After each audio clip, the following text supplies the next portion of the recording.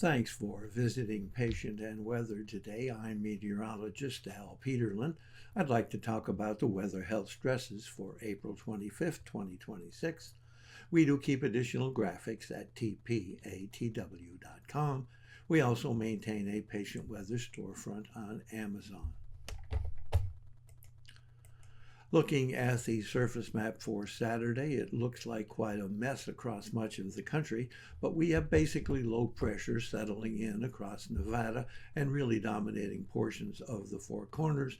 Note that there still is very cold air and some snow falling in the higher elevations of the northern Rockies.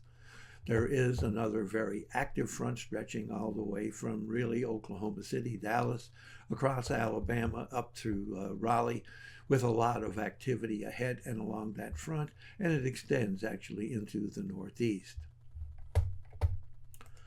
Looking at our vitality index, which is just a measure of the individual weather elements that might cause some kind of reaction in the human body, and you can see that we have a lot of activity going on here, at least in the northernmost portions of the Four Corners from Nevada across to Colorado. Note we also have a lot of unsettled weather here in the southern plains, where that southern flow and instability will again start to be a mess. We also have something going on here in the Great Lakes. Looking at changes in pressure, we have falling pressure across Washington State and Idaho, but we have rising pressure across Nebraska, on up into Minnesota, Wisconsin, and Michigan, and it stretches then eastward across Pennsylvania, New York, into Connecticut. And high pressure or rising pressure is an issue for many with migraines and arthritis.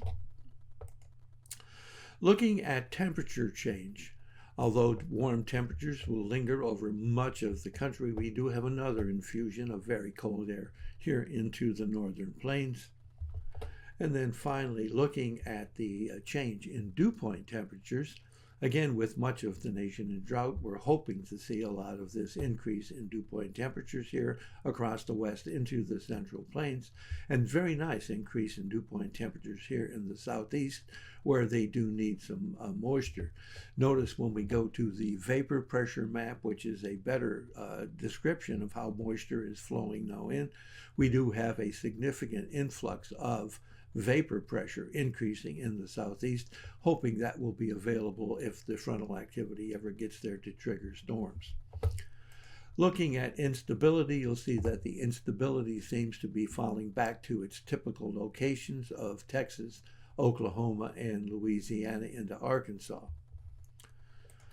Looking at the change in oxygen availability, you'll see we have a migraine stress area across up and down California into Arizona, a significant area of migraine risk across Nebraska, pushing up into eastern South Dakota, picking up again across Minnesota, Wisconsin, and then getting significant here in Michigan down to Illinois, Indiana, Ohio, all the way across West Virginia, Pennsylvania, and on into New Jersey and the lower extremes of New England.